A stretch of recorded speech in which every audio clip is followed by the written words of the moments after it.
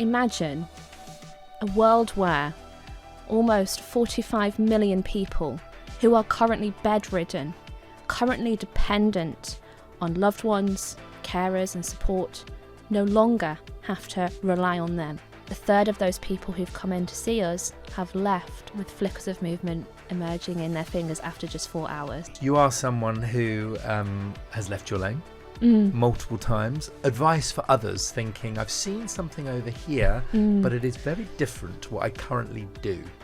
Advice, tips, please. Be curious. So let's fast forward 10 years into the future. Yes. And this is thriving. What's happening? Oh.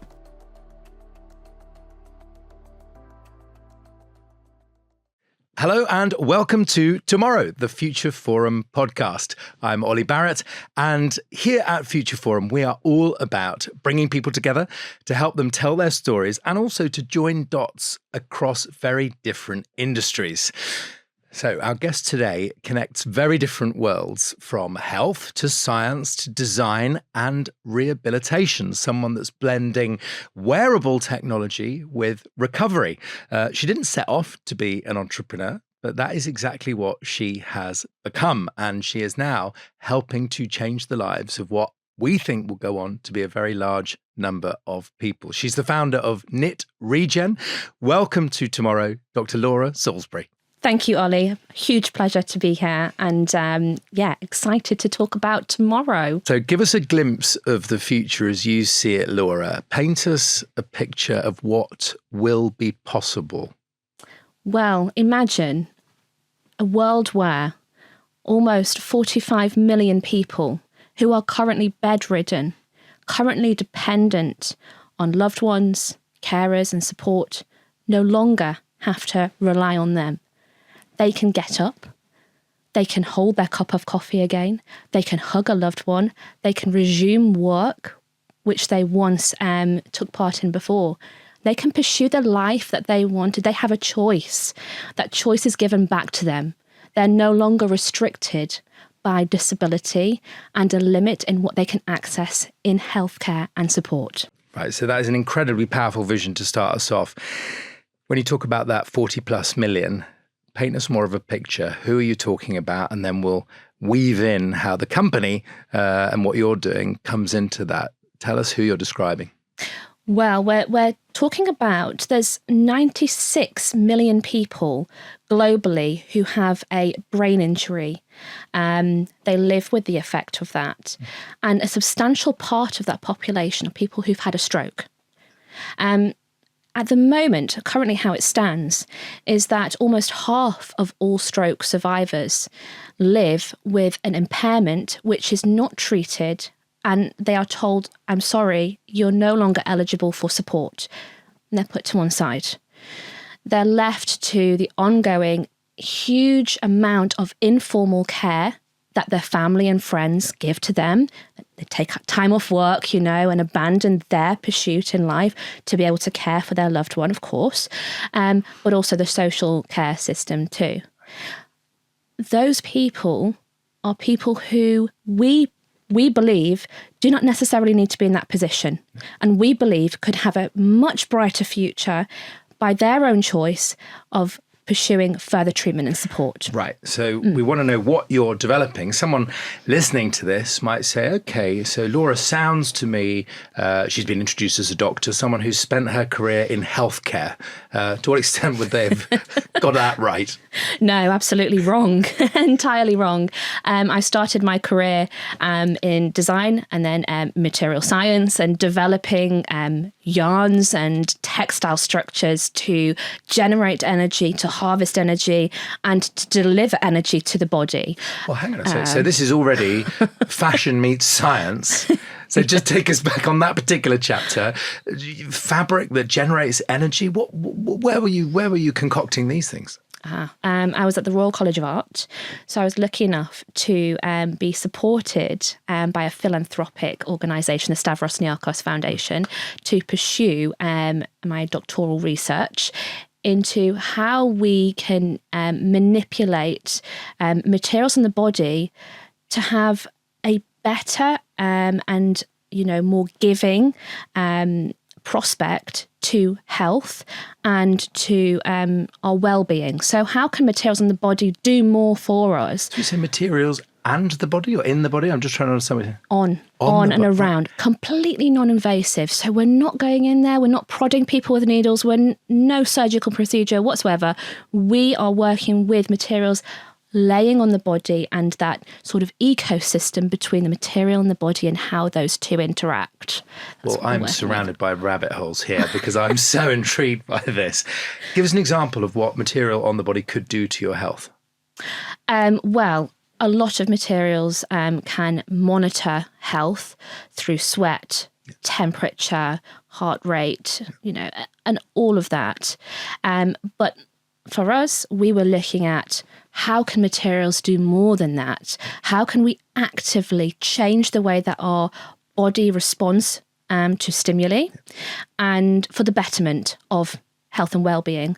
So we have a whole host of external stimuli that our bodies are responding to on a daily basis, minute by minute, second by second, and they're shaping the way that our brain works and the way that we're responding to the world and the way that our body is working internally, those internal biological mechanisms. Yeah. That is really fascinating for us. And so we're going to bring it up to today and what ended up happening. But how did a young Laura Salisbury even get into that? How did you become alive to how interesting that is? Well, I was one of those odd ones in the university. So I was fascinated by how the shoulder moved and how the arm moved within materials and how movement could be evoked through the pitching of a sleeve, how the sleeve was set in, how tailors worked. This is as a fashion student at the time. This was as a fashion student. And a lot of students were avoiding, let's do sleeveless, let's completely remove that entirely because pitching and getting that balance right is a craft, is quite a fine art. And I'd be watching tailors and understanding and repeating how they do this. And I was at a point in my life where I thought, I don't want to be in an industry where it's a throwaway, overly consumed, mechanism that's at work there. Right. Do you remember the first point where health came into the equation?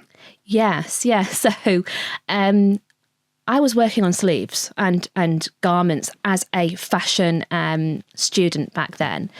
And there was a local hospice just down the road.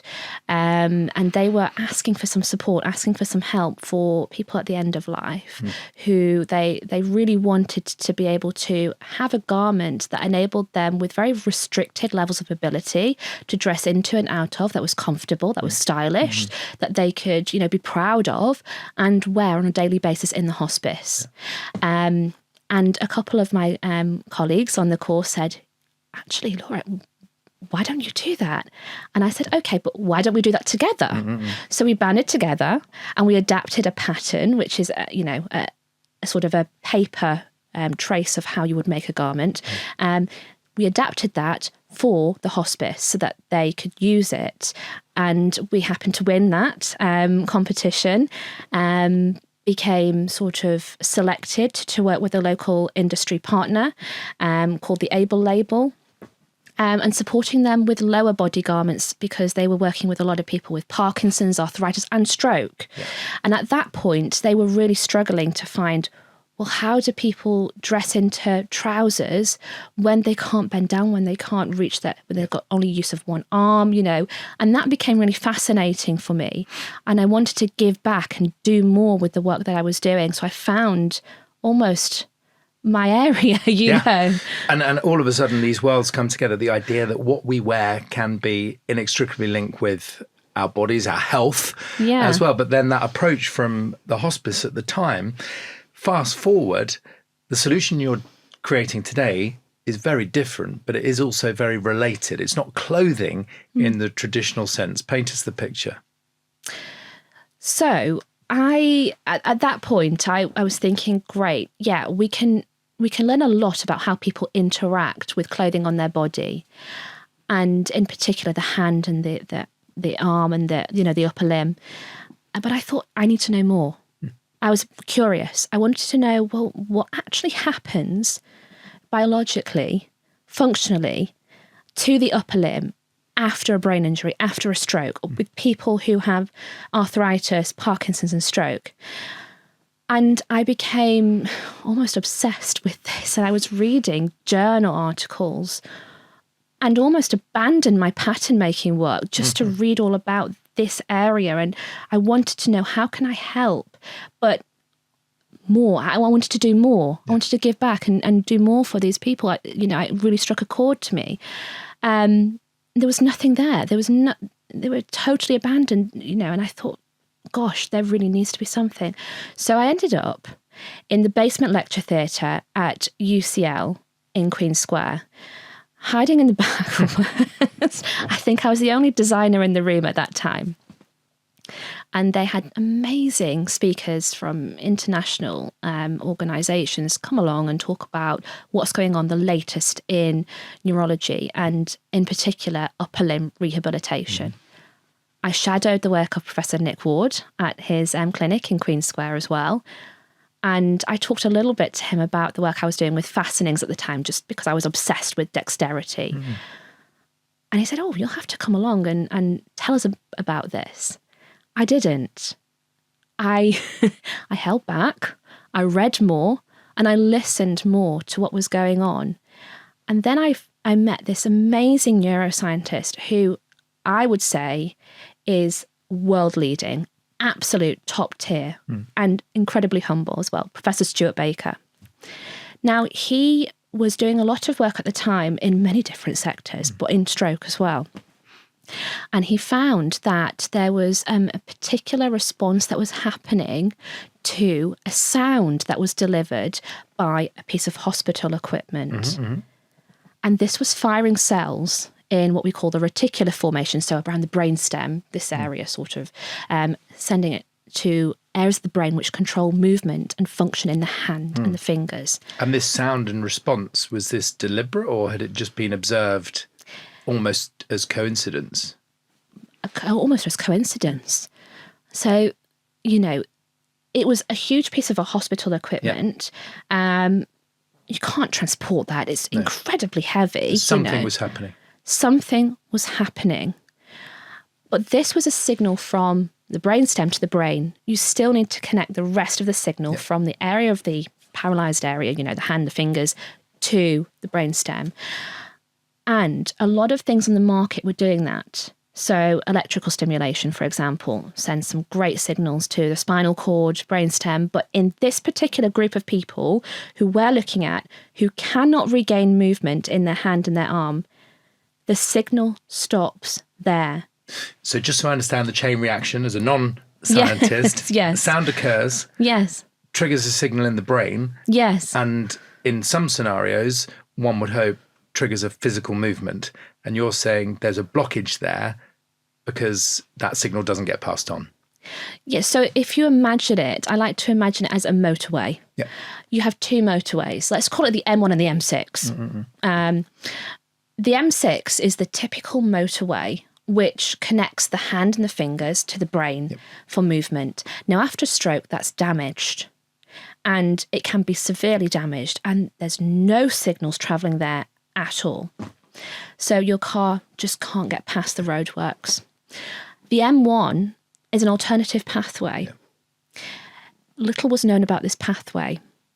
We didn't know that it existed, but it takes a little bit longer, and it's not perfect, but it gets there, and we can actually see some movement, some function, originating from sending signals down this pathway. Yes. So how we want to know this? How do you join those dots? So it's really well understood that you can send an electrical signal through an existing pathway. That's great. However, the missing piece of the puzzle for us was the fact that it was not sending the signal all the way through the motorway, all the way through this pathway. It was stopping. Now, this click sound which emerged from this amazing finding with Stuart and his team connected those dots together. So it's a case of, great, we've got this full route now, which we can connect all the way from the paralysed area of the body to the brain. But how do we do this? How can we deliver this in a way that people can access, that people can wear, that people can use on a daily basis? Because you cannot go into hospital every single day for hours and hours and hours to use that equipment. Yeah. And also you need someone highly trained to be able to deliver that. When the concept could occur anywhere. And just be incredibly simple. So how do we make this easy, accessible, and, available to the mass without having to go into, public hospital spaces or even private hospital spaces and spend an awful lot of money? Right. So our listeners now demanding to know what's the answer. So it's a very simple device. It's a wrist-worn device which pokes you in the arm. It's physically poking you in the arm. Or a little spike. Like a little prod, a little tapper. Yep. We call it a tap. Yep. So it's a tap click device. It's tapping you on the arm, and that's sending a neural signal to your spinal cord. And then the click sound is precisely timed. So we've got this bang on really, really accurately so that it picks up that signal at the right time and sends it to the areas of the brain, cortical areas, subcortical areas, and back down again in a constantly closed loop system. Doing that endlessly for, huge amounts of repetitions can restore movement. Amazing. That's a cool home run. Yes. Yeah. That's the theory, except it's more than a theory because you've started testing it. We have.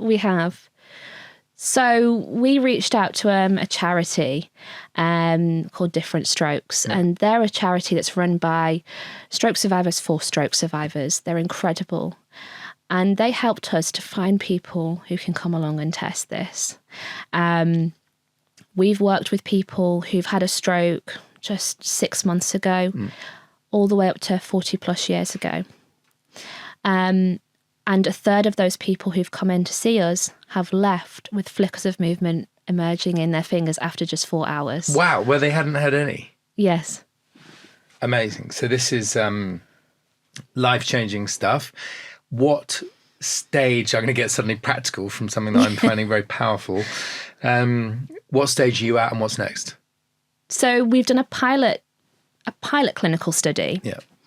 We've tested what we think maybe, working with measuring tools that we think could be useful to help us to identify and demonstrate the evidence there.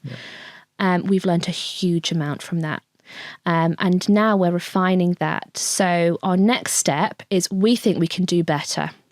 We want to bring people in to measure how fast the neurons are firing in their arm. People who've had a stroke and also healthy volunteers too, because that can also help us with our data pool. And we can then get the timing even better for more people. For us, we need to reach out to those people who are more marginalized, not even engaged in therapy, not engaged in research, maybe a bit cautious, maybe, is that going to work? We would just love to take some recordings with some sticky pad electrodes. Yeah. We're not prodding people, we're not opening up, nothing at all. Very, very non-invasive to get this right and optimize this further before we move on to a full clinical trial. Right. So let's fast forward 10 years into the future. Yes. And this is thriving. What's happening? Oh, we want to move, in 10 years, we want to move from treating to preventing. So this is our big goal. Our big vision is let's move from having to treat the mass amounts of people who are essentially told, no, sorry, we can't help you anymore, to going, we're helping so many people. We have a predictive model, so we can see from the data that we're bringing in who's responding really well and why, so more people can access further help and support following a brain injury and stroke. Forgive me, Laura, I'm being slow. Say how this comes into prevention, because a lot of that sounds like it's post the stroke happening. So just help me understand. And then we want to move the device, the treatment, and pivot that into a preventative method for the obesity crisis. So I know it sounds like a bit of a leap, but stay with me. Essentially, what we're doing here is we're strength training. We're fine-tuning muscles. Uniquely, what we can do is we can strengthen really profoundly weak muscles, or we can relax overactive, painful muscles. So sometimes you see people coming into the clinic and they've got a clenched fist, really, really tight, nails sometimes digging and piercing blood into their palm. We can relax and open and stop that from happening. Equally, we can strengthen, and we can build up that grip again.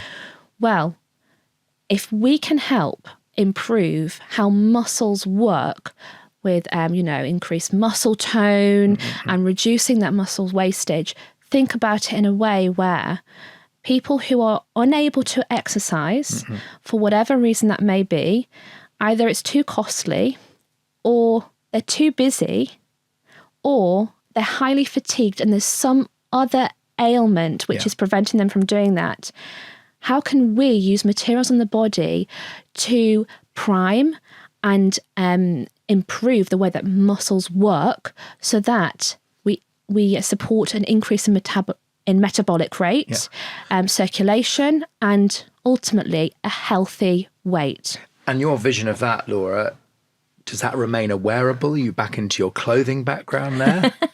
Yes, well, interestingly, this device that we've got for stroke was originally a textile, but we pivoted for cost purposes. We want to make this as cheap as possible to get it out there so many people can benefit from this. I think it will be similar for the obesity perspective as well, and the preventative purpose. Right. We want this to be used by as many people as possible and not just limited to the 2% who can, purchase it. Right. So watch this space on that one. Let's take a brief pause. I've got so many questions for you, but this is our tomorrow pick a number round. So I'd like you to pick a number between 1 and 10. I'll fire some quick fire questions at you. 3. What's a belief from fashion that still serves you in health? And what's one that absolutely doesn't? Ah, okay. That's a really interesting one. I suppose the fact that, we can make something inclusive in a way that is still desirable. So, just by having an inclusive element on a product, service, or whatever it is, doesn't have to be limited to those people who are marginalised and cannot, access the wider mainstream thing. It can actually be desirable by the entire, community beyond that. And actually by designing for not just those that are marginalised, but those that already have access, it means that you try and bring those worlds together, which I think is beautiful. Yeah, love that. So how about something which, although you might still respect it, you've had to sort of leave behind, if you like, as you go into a different health world? Any thought on that? Yeah, I suppose, oh gosh, this may be a bit of a sore point, but I have a little bit of a bugbear with recycled fibres and recycling plastics into textiles, purely because you're just increasing the amount of microplastics that are in the environment. Textiles shed fibres on a daily basis through washing and drying and, even just wearing things. So I think that that's something that should be really avoided. So hang on. Pivoted away from. All right, so hang on. I'm trying to... Sorry, a pivot. But are you pro-recycling in that sense? Or are you pointing to like a hidden downside? I'm pointing to a hidden downside, which I feel that the recycling of plastics should maybe be better positioned elsewhere and not in textiles, purely because it's exacerbating the pollution that we're not seeing, the invisible pollution of microplastics. Fascinating. I've never thought about that. Really helpful. Thank you. Another number. 7. Odd numbers. When you were changing lanes, that's a favourite phrase of ours at Future Forum, when you were changing lanes, Were there ever times when you felt slightly out of your depth? And if you did, how did you handle it? All the time, I think. All the time. I think sitting in the back of the lecture theatre and just feeling like the only person in my field to be, listening to a lecture on clinical neuroscience and going, okay, I'm taking it in, I get it, but I feel like potentially they may not respond well to me, and I feel like, should I even be in this room? Should I even be here? I felt a bit out of my depth in that respect. What kept you there? I suppose a selfishness and curiosity and thinking about the community that I'm trying to serve and saying, you know what, they deserve better. The community deserves better than the care that they're receiving. And I think that a different approach, an angle from a design lead perspective could actually add something different and maybe improve what's going on there. Just wonder, along that journey, were there individuals who either literally or in other ways said, you're welcome here, made you feel that you did belong in that room? And I'm fascinated by some of those people along our way, One that stands out to me was Dr. Rachel Stockley. She's a physiotherapist. I met her in the queue to get beverages and drinks and refreshments after the lecture. And we just got chatting. And immediately she said, I'm really interested in talking to you further. And I thought, they're interested in, what's going on. I didn't expect that. So yeah, that was a real vote of confidence. And then she started mentoring me from that point, and is still in my life, is still there, and works with me within the work that we're doing, and actually is a huge inspiration herself, because she advocates for people who are, leaving their lane. Yeah. And she also leaves her lane too to work in the digital technologies and in healthcare, but she's very much an advocate for that too. Love that example. Thank you. One more number. Yeah, 10. What are you, and I should say this question is here because I've been mulling this thought that entrepreneurs have to combine patience with impatience. In the sense that some of the systems that you're working within are very slow moving. Yeah. And yet you clearly are someone who wants to and thrives on making stuff happen. That's why question number 10 is, what are you becoming more impatient about?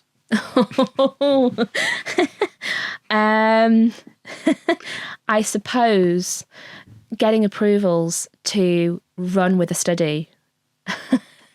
I get impatient because I then find something else and I go, we can then look into this and see what's happening here with this particular test, what's emerging with our results here. And then we go, okay, we then have to go and seek approval. It's there for a reason and it's important, but I can't help but be incredibly honest here and say I'm very impatient because I just want to hear back from the committee and I just want to get going. And also having the space to do that as well. We're very lucky to have an amazing space at UCLH in Nick Ward's lab there. But, NHS space, incredibly tight. It's like a piece of gold when you find some space. And obviously, we're sharing that with amazing, amazing researchers who are doing lots of work. So, having that space is a luxury so that we can, again, just run. So I do get a bit impatient sometimes when I can't get in to the lab and, just run with it. So right, that makes total sense. I feel your frustration on that. How about if we said, let's really get our heads together through tomorrow, through Future Forum, and let's just get even better as a country, as a world at supporting the innovators. What needs to be blasted out of their way? How do we better support? So you've worked with some incredible programs. You've been supported by organizations including UKRI. You've worked with a venture capital firm from the start. Help us be blunt as you like, how does the ecosystem, how do we help you and your peers even more and even quicker? Okay. Can we not just entirely focus on funding a very small subsection of people and look widely at the impact that, hardware can do? Can we have a bit more of a focus on hardware and say, we still need hardware, we still need treatments, we still need that. So can we put a bit more of a backing behind that and go, let's just run with this? Got it. What else? Regulations. I've seen some really incredible work from a couple of people who are ex-NHS now working on things which look interesting to try and automate the regulatory pathway. Can we do more of that? Can we try and get that so we're not waiting for approvals and, can there be a more efficient system so we can run faster and we're not waiting for paperwork to then get these things into the hands of people that need it? Interesting. Is there anywhere in the world that you've spotted that you think, actually, why don't we learn from them? No, sorry. Well, that's very honest. Well, we'll keep looking. Try and join some dots. Just paint us a brief picture, Laura. As the product evolves, are we getting it through our doctor? Are we buying it in a well-known retailer? Just help us understand how this really comes to life. Yeah. So there's a couple of options there for us. We are actually a class 2A medical device, which means that there's restrictions around what we can and cannot do. We are looking first and foremost at getting this into clinics that are operating around the UK. We know the UK really, really well. So that's the first point of call. It's essentially something that then helps us to connect the dots between clinical practice and home-based therapies and bringing those two things together so the data can be shared back to the clinical side and the practitioners there to benefit from, rather than just being in silo and going, let's just run through a consumer-based product. Right, that makes sense. And hence the call for individuals and organisations around the whole of the UK, right? Yes. Brief reflections. You are someone who has left your lane multiple times. Advice for others thinking, I've seen something over here, but it is very different to what I currently do. Advice, tips, please. Be curious. Don't let anybody stop your curiosity. Even if you have that little voice in your head or even voices outside that are telling you, what are you doing? Keep going. Keep pursuing that. Read. Talk to people. Listen. I think listening is a real skill at the moment, and having the capacity to sit there beyond a couple of minutes or flick through a reel or, let's sit and let's get into the real nuggets of what's happening and unpack that and dig deeper. Can I just try and understand, though, there was a fork in the road where you ended up literally sitting in the back of lecture theatres, learning about neuroscience, really reading deeply about it. The other fork was to say, I don't need to do this because I just need to bring an expert right alongside me to complement what I know about fashion and textiles and all of the other things. Why didn't you take that second fork? I wanted to be able to work very closely with them, to talk a very similar language, to know what is actually happening, to know that the decisions that I'm making with how we're creating this device is the right thing to do. Yeah. And ultimately, I think then you become the linchpin between multiple sectors, and you have to be able to understand what each sector is doing to then bring people together within that community, that ecosystem, and drive it forward. If you just rely on someone else and they're doing multiple other things, well then where's it going? And I think it gets lost. Yeah, understood. So today, of course, textiles, fashion, now health, neuroscience, wearables. Yes. Is there an example of where you are still learning from completely different lanes, different worlds, different industries to try to cross-pollinate into what you do today? Yes, actually, electrical engineering. Tell me. Well, because we've pivoted from a device that was fundamentally textile into a device that's worn on the wrist, is using off-the-shelf electrical components put together, I need to know, what's going on here. I need to know what each piece is doing and how that's supporting, the delivery of the treatment and why those things are there. Got it. How are you genning up? So I work really closely with people who have trained in this area, but then are also now in industry, and they understand the bridge between, yes, just making something for making it, but for making something for scale and manufacture, because there's a difference there. And I ask lots of questions. So meetings may go on a little bit longer than expected, and we have a really good chat, but I think that's important. Yeah. And then you have that shared vision and that shared understanding. Right. So other than finding individuals who, presumably, I'm putting this for you, so tell me if I've got it wrong, that might want to test the device. Yes. How can our Future Forum community be helpful to you right now? Anyone that wants to help fund the work that we're doing. We're running really fast.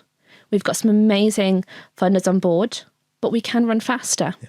So we want to put it out there. We want to say, you know what, let's do better than what we're doing right now, and let's make this available tomorrow and not 10 years down the line. Right. So, Laura, I'm going to finish with the final question we ask all our guests on Tomorrow, and it's to ask you to send a memo to the future. It could be to your future self, it could be to a future innovator or entrepreneur. What would you say?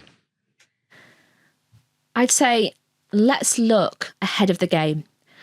So far, we are looking too late at the moment in healthcare, in treating, in managing conditions that have happened. Let's look at the time before they happen and try and create a life which is filled with more quality life events than catastrophic events that can change the projection of how we live and how we work. We can do better. So let's get together, let's fund, let's innovate, and let's be curious about the space. Thank you so much. That is such a powerful memo. Thank you for everything that you're doing, and on behalf of everyone that you're helping and will help. And Dr. Laura Salisbury, thank you for joining us on Tomorrow. Thank you, Oli.